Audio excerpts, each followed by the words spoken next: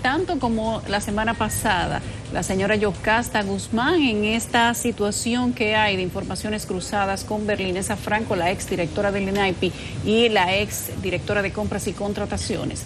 Yocasta dijo que tenían 40 contratos aproximadamente donde se dejaba constar que se habían adjudicado de forma directa o grado a grado, y que esto iba en contra de la posición que había presentado la señora Berlinesa Franco. Esto en medio de estas, digamos que discusiones mediáticas que se han dado por un supuesto caso de corrupción. Para ello, hemos invitado el día de hoy al abogado Carlos Balcácer, quien es la defensa de la exdirectora de compras y contrataciones, Yocasta Guzmán. Carlos, buenos días. Buenos días. Bienvenido a Despierta con CBN.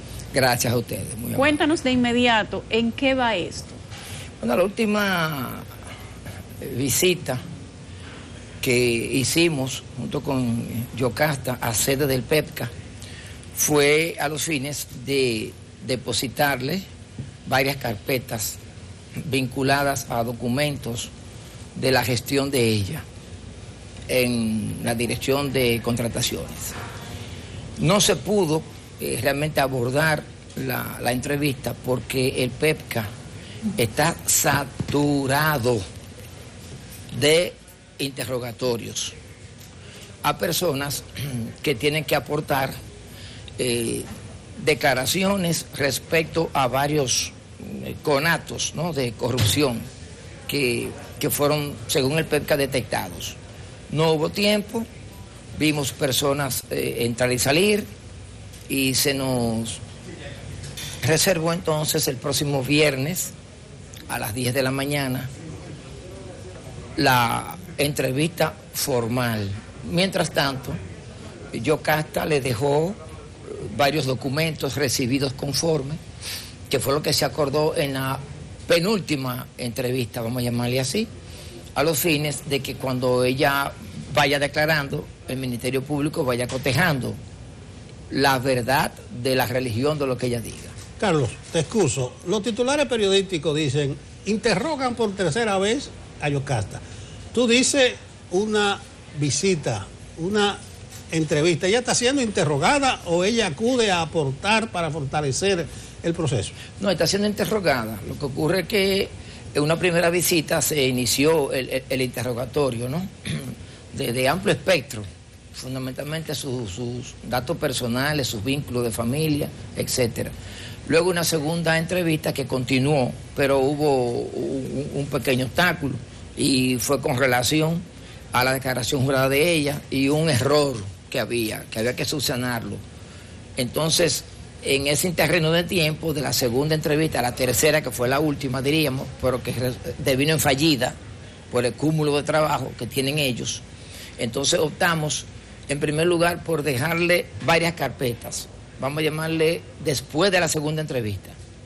Y el día de la tercera aspirada entrevista, que no se pudo, también le dejamos más documentos recibidos conforme.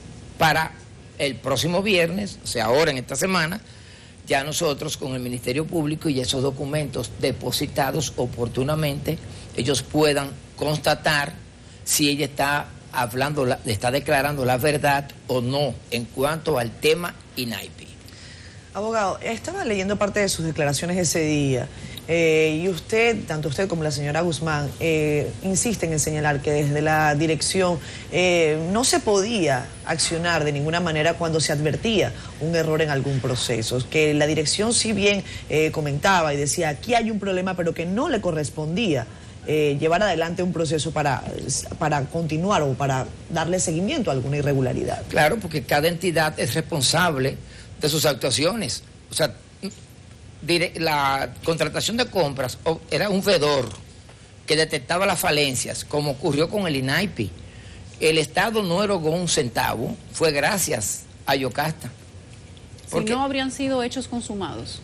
No es que se estaban consumando ya, por ejemplo, ¿qué es lo que yo entiendo, sin que se me malinterprete? Que en el tema del INAIPI hubo una tentativa, porque el Estado no erogó un peso, felizmente, gracias a Yocasta, pero hubo actos preparatorios, hubo principios de ejecución. ¿Por qué? Porque incluso hay comerciantes que están intimando a INAIPI en estos momentos, por ejemplo, por 42 millones de pesos. ¿Por qué? Confiesa uno de ellos en comunicación que envía a INAIPI, pero a la INAIPI con la nueva administración, que antes del decreto de Danilo Medina, donde Danilo Medina en abril, recuerden, modifica el decreto de marzo, donde autoriza a INAIPI, Plan Social de la Presidencia y otras entidades a contratar, a comprar. Por la emergencia. Por la emergencia, correcto. Entonces, confiesa uno de los proveedores que ellos, antes del decreto, ellos hicieron diligencias, esfuerzos ingentes, con resultados positivos, de obtener insumos para poder vender a INAIPI. Bien, entonces, ¿qué contesta INAIPI? Pero INAIPI de ahora, que no, que esos reclamos millonarios, uno, fueron suscritos grado a grado. Dos, no estaban ellos registrados como proveedores del Estado. Y otras cosas más. Entonces, tenemos que antes del decreto ya había un laborantismo al margen de la ley en INAIPI. ¿Quién es responsable de eso? ¿Yocasta? No, INAIPI. Igual que el tema de 1.700 millones de pesos vinculados al Plan Social de la Presidencia, que vincula a la señora Guava, a Iris Guava, y están ahí. Y esos contratos que fueron detectados por Yocasta, tenemos la prueba de los correos enviados a ese plan social.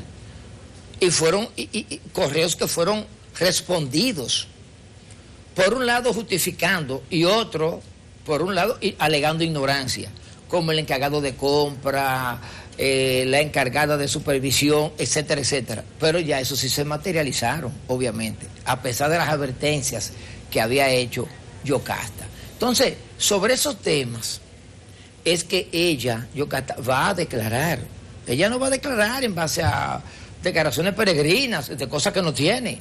Es de cuestiones que fueron remitidas y contestadas. Ese es el tema. Y por eso es que estamos asistiendo ya con documentos, nunca con las manos vacías. Carlos, ¿podría decirse entonces que entre el caso del INAIPI, contras y contrataciones, ya hay un caso real o hay un caso que en el futuro se va a dar? Da a entender que el caso, partiendo de mi humilde óptica, todavía no está realmente formado en el PEPCA. No. Tengo entendido que tanto la Reynoso como Camacho están recolectando informaciones. Por lo menos de Belinesa Franco tienen ellos las declaraciones que ella rindió en sede de Fiscalía Distrital, no allá.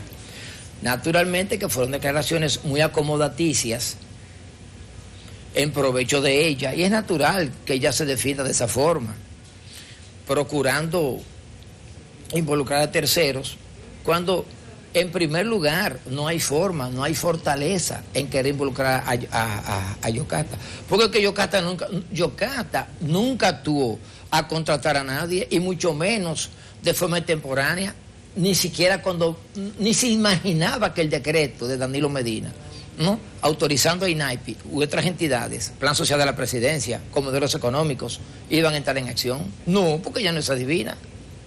Nunca fue adivina. Y fíjense que en estos casos, Operación Pulpo y otros más, no hay forma de poder convocar a Yocasta, que era la rotonda, vamos a llamarle así, del gobierno en cuanto a contrataciones, porque había que rodear, había que circular por ahí, necesariamente. No con fines de autorización, sino con fines de veeduría y de control, que era lo que ella hacía. Por eso es que podemos decir con sobriedad que nosotros retamos a cualquier exfuncionario o de la entidad o de la persecución pública que le enrotre a esta señora Yocasta algún documento, algún contrato que ella de una u otra forma soslayó y que no envió un correo de alerta. Lo que yo no podía hacer era allanar la casa de ellos, ni sacar los esposados. Eso ya no podía nunca. Y a ella nadie la llamó nunca de Palacio Nacional, nunca. Ella sí tiene correos de que Leonel Senior sí la orientaba a Yocasta. Digo, perdón, a Berlinesa Franco. ¿En qué sentido la orientaba? En cuanto al procedimiento de las compras pero Leonel Senior es de compras y contrataciones. Sí, pero no Yocasta lo orientaba en ese sentido. ¿Y esas orientaciones en qué sentido iban? Porque si ahora la señora Berlinesa pudiera escudarse detrás de las actuaciones de compras y contrataciones en correos ejecutados por un tercero que no es la señora Yocasta Guzmán, entonces, ¿cómo la señora Berlinesa vincula a la señora Yocasta? No, porque ahí fue que ella se equivocó. Porque la vio la más fácil. Sí. La más bajito. La más expedita, sí. Ella quiso cambiar el premiado por el pelado. Y por eso es que hay que mencionarla en cada oportunidad que yo tenga sobre este tema. No me voy a quedar callado con esa señora. Pero sin los términos de la primera vez. Mira, yo no estoy renunciando a esos términos. No, ni los términos de incorregible, nada de esas cosas. Pero no hay que manosear, vamos a llamarle así. Sí, una cosa, Carlos. Porque no es mi fin tampoco. Leonel trabajaba en contrataciones públicas. Leonel, sí. Sí, entonces no puede ser un hilo conductor. Claro, no estuvo la directora, pero estaban subalternos suyos. Fíjate, el caso es un tanto complejo. Fíjense por qué. Porque solamente las autoridades del gobierno sabían en su interioridad, ¿no?, la amenaza real que implicaba el tema de del SARS-CoV-2, que no había sido declarado todavía pandemia, todavía. Bien, fíjense que ya en febrero Danilo empieza a firmar los primeros decretos. En febrero, que todavía el coronavirus no estaba transitando en República Dominicana. Todavía había médicos que decían que no. En ese entonces, OMS y OPS decía que exhortaba que no usen la mascarilla. Esa barbaridad. Y trataban de hacer un paralelo entre una gripe sencilla y el SARS. Sin embargo, la presidencia estaba emitiendo decretos con carácter obviamente prioritarios. Ahora, el tránsito que hay entre la emergencia o la urgencia, según la categoría, y las dimensiones que esto iba a tomar, como hasta hoy día tenemos ya 85 millones de infectados y buscando los 2 millones de muertos. O sea, ¿hasta dónde podía ser permisible el contratar a urgencia? Cuando una mascarilla, yo fui a 2 compañías farmacéuticas de mascarilla y me dijeron, no, un chino vino y se llevó 7,000. Yo me asusté, yo dije, pero van entonces a comercializar, van a especular con esto. No, era enviándola para Wuhan. ¿Y quién compraba un galón de alcohol? ¿Quién? ¿Dónde apareció un galón de alcohol? Por los clavos de Cristo. ¿Dónde? No había forma. Y entonces había un comentario de que dentro de los vectores de alta contaminación estaba el aire. O sea, había una desinformación donde virólogos y alergistas internacionales, gente de los Países Bajos, que son duros como Bélgica, Francia, ya en el centro de Europa, italianos, que decían, hasta ahora no sabemos. Cuando tú ves que un científico de 20 y 30 años de laboratorio te dice, no sabemos todavía. Y todavía hoy día es una incógnita.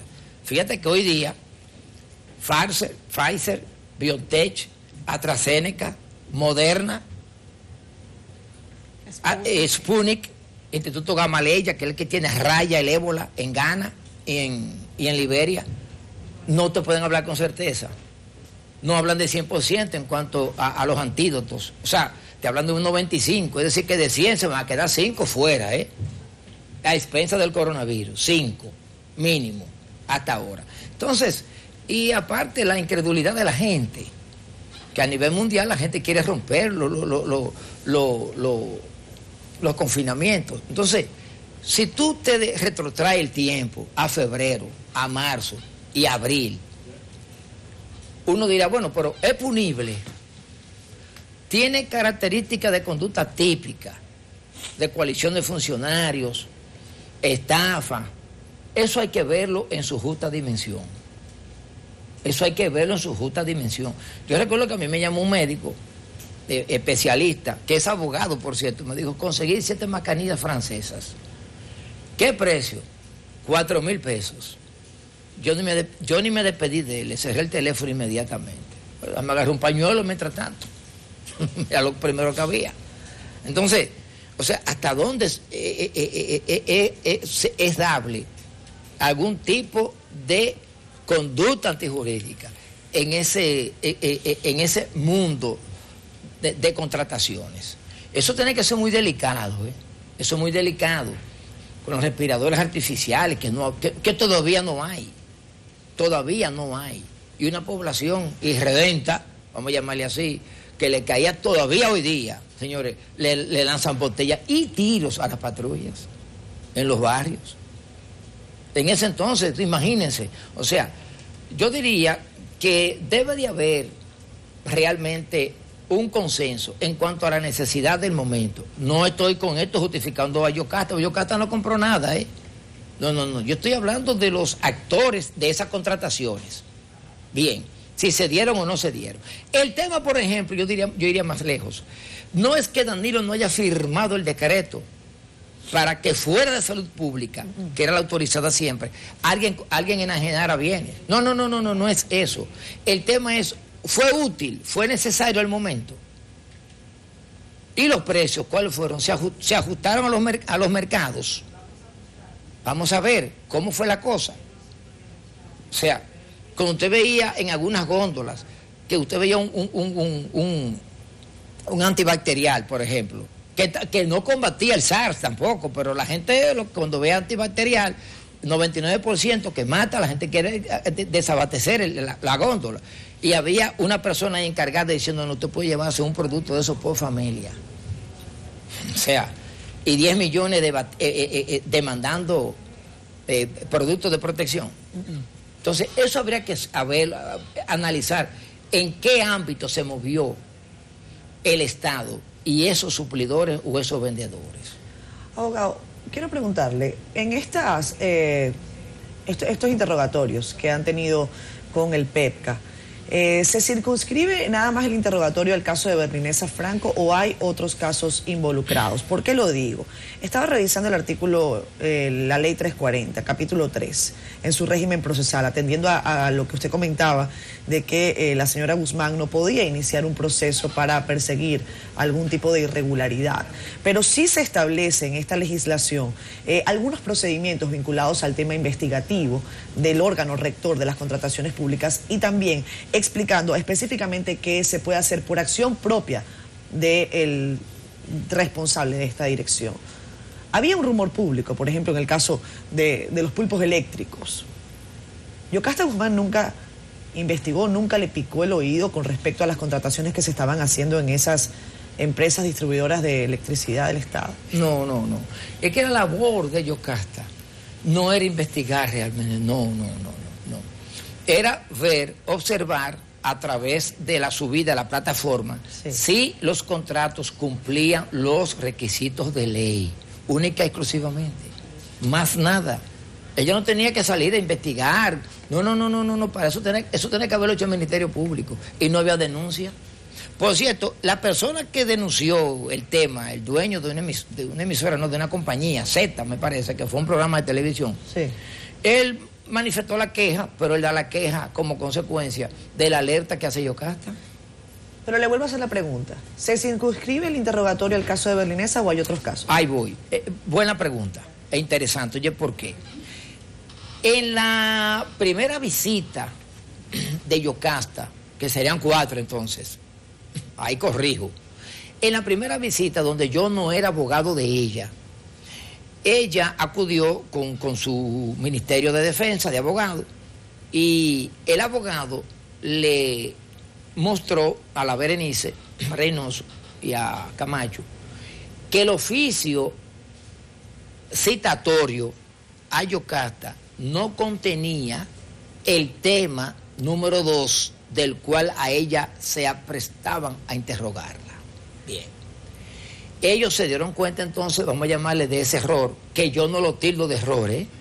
Bien.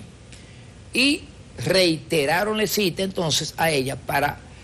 no era del INAIPI, ni tampoco era del tema eléctrico, era de otro tema, el cual tiene vínculo, creo que con contrataciones de plan social. Bien. Cuando ella vuelve la segunda vez que va conmigo, yo le hago una sana observación a los investigadores del Ministerio Público y les digo que mi criterio era que en sede de investigación no es como en sede de juicio, o no como en sede de juicio intermedio preliminar o fondo, donde tiene que haber una formulación precisa de cargos.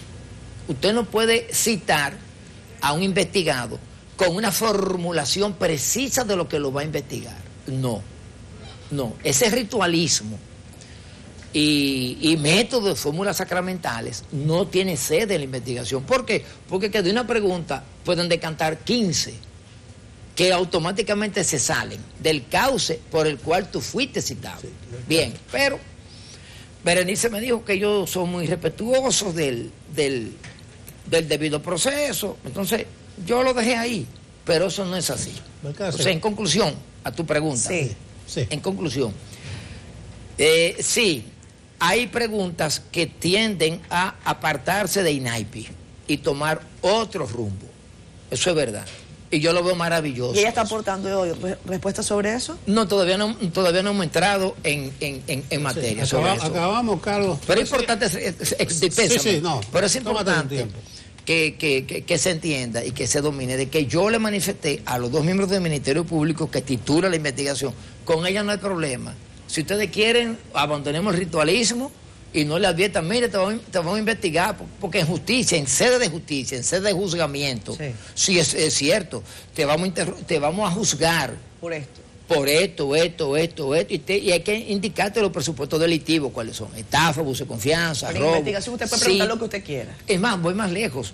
Si tú presentas como prueba este souvenir, tú tienes que indicar, este souvenir yo te lo presento en tu contra, y cuyas pretensiones probatorias son que eso fue que la víctima organizó en el vivero y fue y lo buscó. O sea, un por qué yo te estoy exponiendo eso. Si tú no pones el qué tú pretendes probar de ese pequeño tarrito, se te cae. Te excluyen esa prueba. Eso es el ritualismo en el fondo, pero no hay. El ritualismo ahí. En la investigación yo le pregunto, ¿qué es eso? El investigador, claro que sí, sin tenerme que advertir que me va a preguntar por eso. Gracias, abogado. Bueno, Carlos, acabamos. Gracias por tu presencia, esperamos verte por aquí nueva vez. En este caso del INAIPI, que para alguna gente es Berlinesa contra Yocasta, o sea, pero realmente tu oposición se desprende que hay algo, no sé si muy grueso, pero es un caso importante. Sí, es muy importante, independientemente de que lo que el Ministerio Público tiene que enfocarse si hubo alto principio de ejecución o alto preparatorio. Esa gente que entraba y que salía el viernes no era del caso INAIPI, era de otro. No, ahí yo vi personas que deduzco que lo interrogaron con relación a Alexis Medina. Sí, asumo. Alguna especie marina por ahí. Igual a la señora Guava, la vi 2 veces transitar. Gracias Carlos Alcácer. Gracias a usted. Y el caso del INAIPI. Pausamos.